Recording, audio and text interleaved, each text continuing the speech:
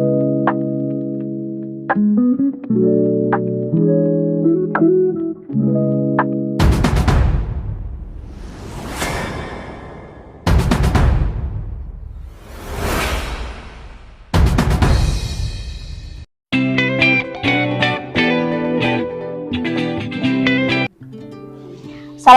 warahmatullahi wabarakatuh. Halo teman-teman semua, kembali lagi bersama saya Ilza Mutiara di podcast Ruang Seni. Di podcast kita kali ini kita akan membahas tentang papan tulis dan panggung kampung. Hari ini spesial banget loh, karena kita kedatangan tamu yang sangat luar biasa. Beliau adalah seorang guru dan juga penggiat kesenian tradisional di kampungnya sendiri. Yuk, mari kita sambut bareng-bareng. Ini dia tamu spesial kita, Pak Febri Iswanto, SPD MPD. Halo Bapak, selamat siang. Ya, halo siang. Bagaimana kabarnya pada siang hari ini, Pak? Alhamdulillah cukup sehat walafiat. Dan gimana kabarnya? Alhamdulillah sehat, Pak. Oh iya Pak, ngomong-ngomong kalau boleh cerita, bagaimana awalnya Bapak jadi aktif nih di dunia kesenian, mengajar di sekolah dan juga mengembangkan seni di kampung Bapak sendiri? Ya, baik.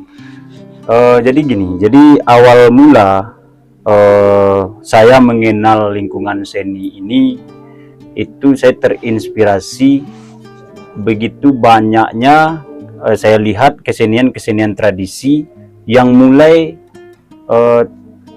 hilang di telan waktu. Nah, jadi saya berinisiatif, besok saya ingin bersekolah di salah satu sekolah seni.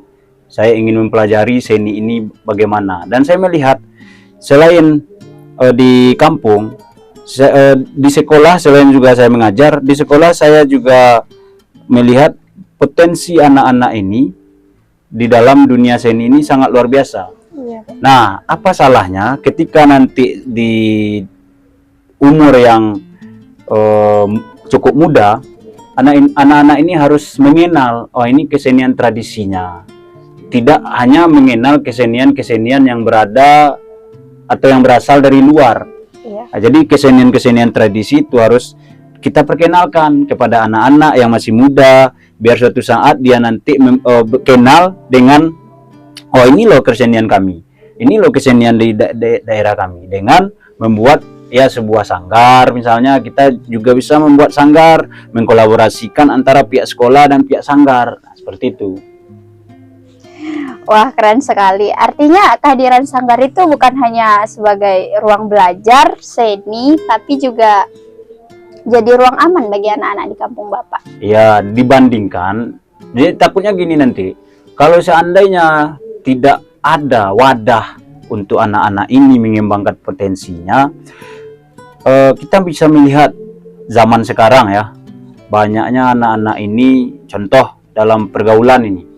Nah, kalau tidak ada wadah atau ruang yang bisa memfasilitasi kegiatan anak-anak ini, nanti mereka akan tidak tahu bagaimana bentuk dari sebuah kesenian, bisa ugal-ugalan kelakuannya. Jadi justru adanya ruang untuk anak-anak itu biar mereka lebih bisa mengembangkan potensi yang ada di dalam dirinya.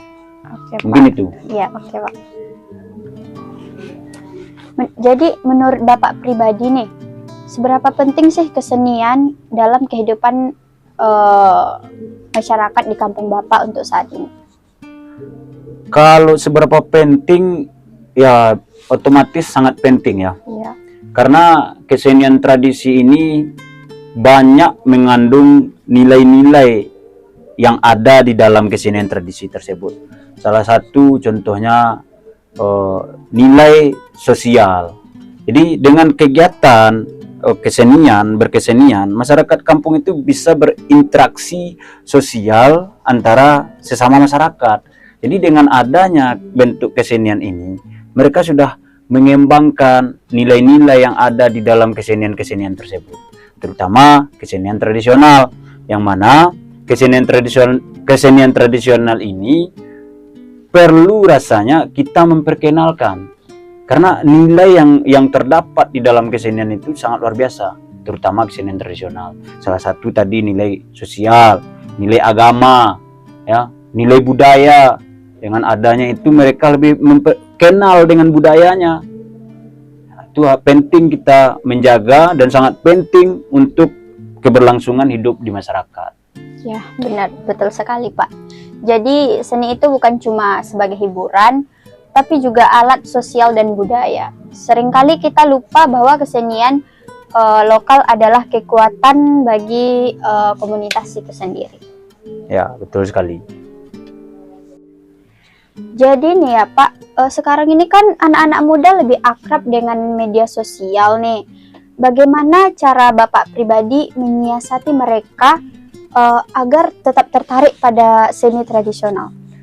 Nah, itu tadi seperti yang kita bicarakan tadi, ya, dengan ada wadah berupa sanggar ini, jadi mereka itu lebih terfokus, ya, lebih fokus dalam mempelajari tentang kesenian tradisional ini. Apalagi kita harus tidak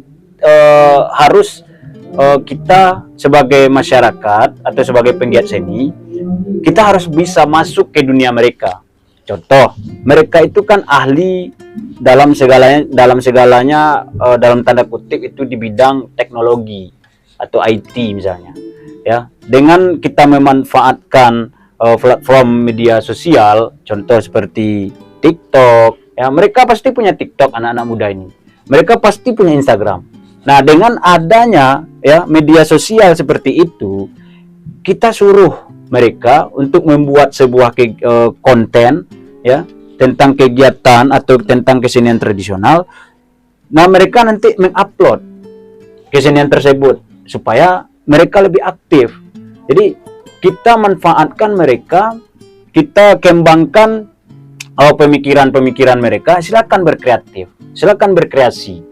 Bagaimana kreasinya supaya kesenian tradisional ini bisa diterima di kalangan masyarakat yang perkembangan zaman seperti saat sekarang ini, ya, di era globalisasi yang saat sekarang ini, ya, masyarakat harus menerima di saat kesenian tradisional ini mungkin sekarang tidak lagi diterima oleh masyarakat. Nah, kita manfaatkanlah anak-anak muda ini dibandingkan mereka membuat konten-konten yang bersifat negatif bagi mereka, ya, seperti joget-joget misalnya. Alangkah lebih bagusnya kita mengarahkan, ya, kami itu berusaha untuk mengarahkan di dalam sebuah sanggar, kami bisa berusaha untuk mengarahkan anak-anak ini untuk berkegiatan positif. Salah satu contohnya di sekolah, misalnya di sekolah yang tempat saya mengajar, itu ada sebuah wadah atau tim kesenian di mana di situ dibentuk. Nah, supaya anak-anak ini bisa ini loh bentuk kesenian. Selain kita mengajarkan kesenian modern, kita juga mengajarkan kepada anak-anak itu, kepada mereka, ini bentuk kesenian tradisional tuh. Contoh dari Minang misalnya. Karena kita Sumatera Barat. Nah, ini kita ajarkan, oh seperti ini ya kesenian tradisional Minang tuh. Ya, selain di kampung tadi. Nah, mungkin seperti itu. Wah, luar biasa banget. Jadi bukan menolak teknologi ya Pak, tapi justru menggunakannya untuk menghidupkan tradisi. Ya, kita tidak harus kalah pula dengan teknologi. Justru dengan adanya teknologi, kesenian tradisional ini harus maju sebetulnya. Wah, keren banget sih Bapak.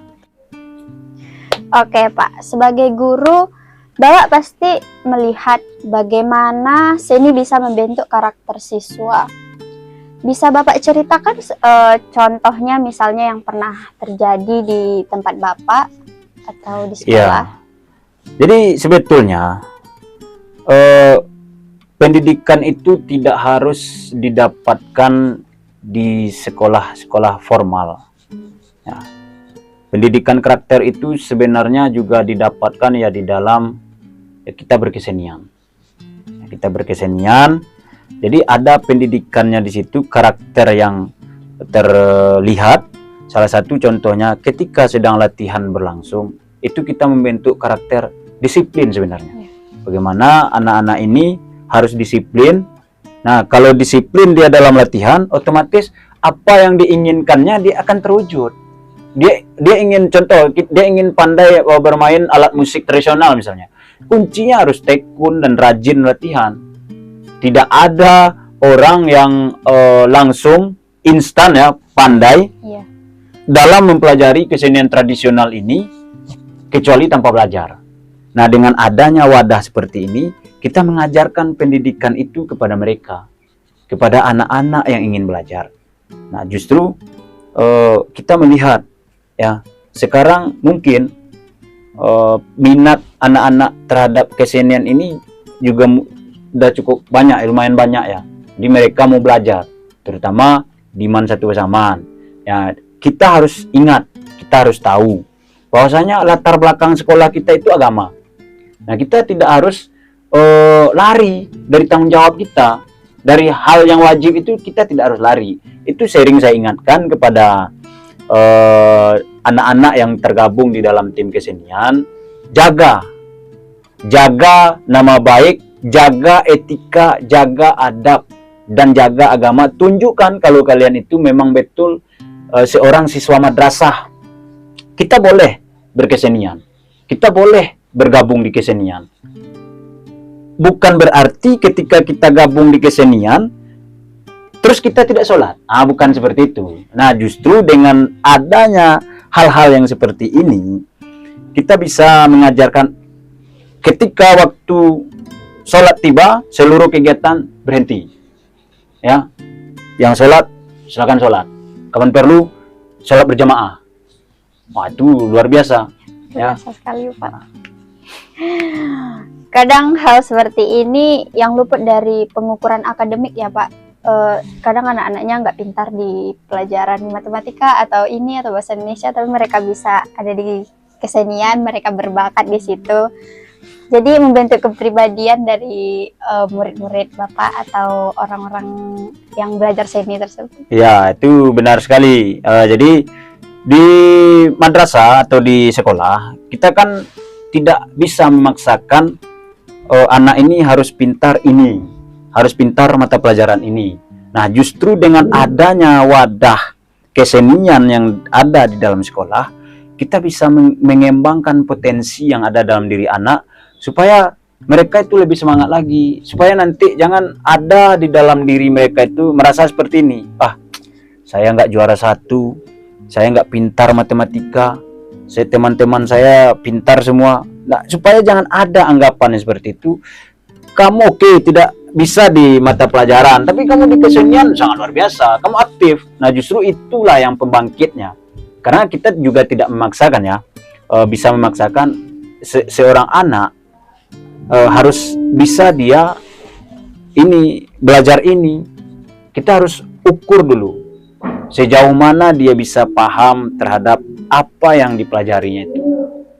Ya. Iya, Pak. Oke, Bapak. Jadi apa sih harapan Bapak terhadap dunia pendidikan dan seni lokal untuk kedepannya? Ya, mungkin harapan ya.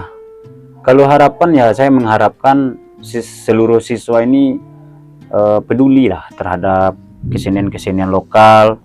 Dimana beberapa waktu lalu saya juga membuat sebuah manajemen seni pertunjukan, dimana saya menyuruh beberapa kelas itu untuk membuat sebuah manajemen seni pertunjukan seni tradisi. Di antaranya yaitu salung dangdut. Jadi saluang itu diperkenalkan, inilah bentuk salah satu contoh kesenian yang ada di daerah Sumatera Barat.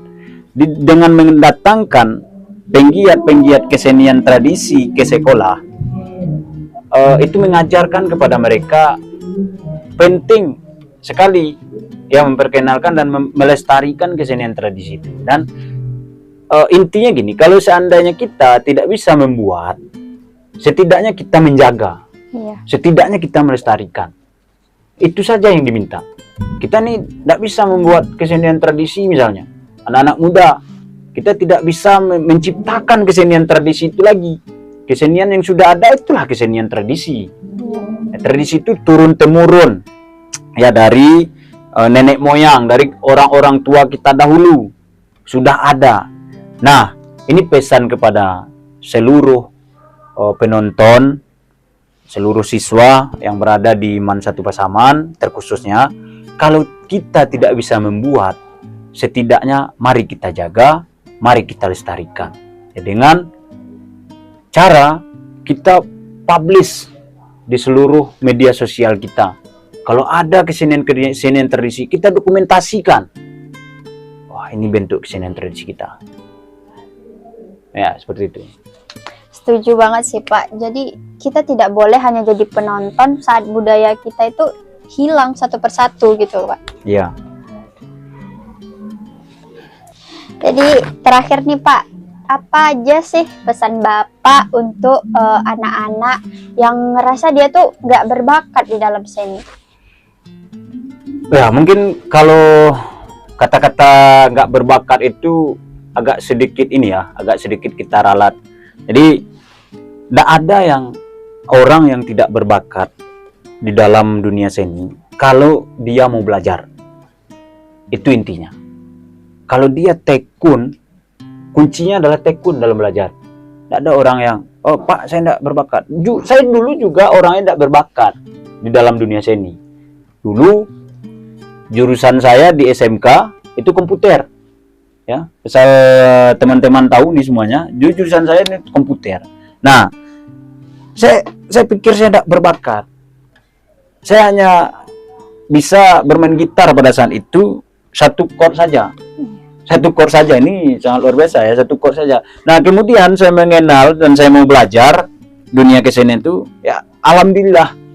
Ya, dengan seiring berjalannya waktu, kita belajar dan terus belajar, ya kita mengetahui seluruhnya. Ya, kita mau, intinya adalah fokus dalam belajar.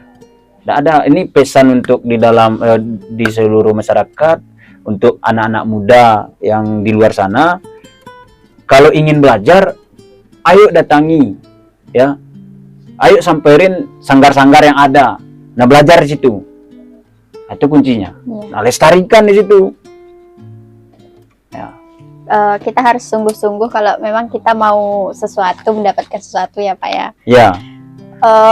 Pesan yang sangat menyentuh hati sih, pesan yang sangat keren. Pak Bri, terima kasih banyak atas waktu dan inspirasinya untuk hari ini. Ya, sama-sama. Buat teman-teman pendengar Ruang Seni, semoga episode kali ini menginspirasi kamu untuk lebih dekat dengan seni dari manapun kamu berasal. Sampai jumpa di episode selanjutnya. Tetap hidupkan seni di lingkunganmu. Thank you for watching. Jangan lupa like, comment, and subscribe. Bye-bye.